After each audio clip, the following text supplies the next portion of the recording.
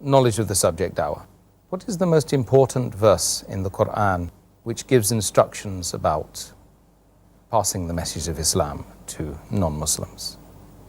As I mentioned earlier, there are hundreds of verses in the Quran which speak about dawah.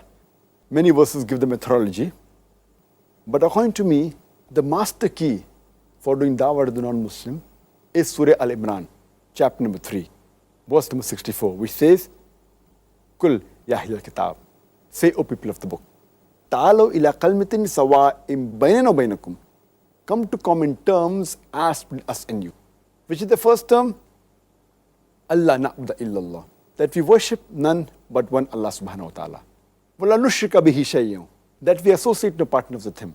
Wala yattakhiza ba'duna ba'dan arbaban min dunillah, that we erect not among ourselves lords and patrons other than Allah.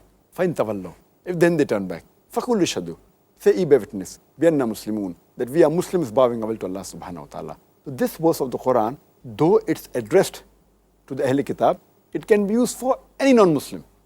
It says, Ta'alaw ila kalmatin sawa'im baynana wa baynakum, come to common terms as between us and you. Which is the first term? Allah na'budu illallah, that we worship none but Allah. So the most important thing that we have to speak to the non-Muslim is about the concept of Tawheed, concept of oneness of Allah subhanahu wa ta'ala. We can start the topic by asking him that what does he feel is wrong with Islam and what things that interest him. But your main focus should be, you have to come to the main point of avoiding shirk and believing in one Allah subhanahu wa ta'ala, Tawheed. Unless you don't come to Tawheed, your dawah will be useless.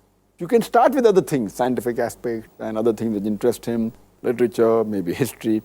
But unless you do not prove to him about Tawheed, the oneness of Allah subhanahu wa ta'ala, your dawah will be useless. You have to prevent him from doing shirk. Therefore, I call this verse of the Quran as the master key for dawah. Otherwise, there are many other verses, including Surah Nahl, chapter number 16, verse number 125, which says, Udu ila sabili rabbika bil hikmah, wal ma'azit al hasna, wajadil billati ahsan.